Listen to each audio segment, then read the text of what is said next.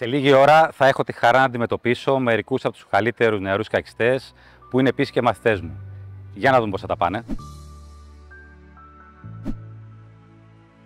Χαίρομαι πολύ που βρίσκομαι για άλλη μία ακόμη χρονιά εδώ.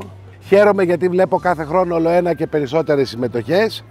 Είναι ένα εξαιρετικό άθλημα. Καλή επιτυχία να ευχηθώ σε όλες και όλους και να είσαστε όλοι καλά. Ωραία, λοιπόν, πάμε εδώ.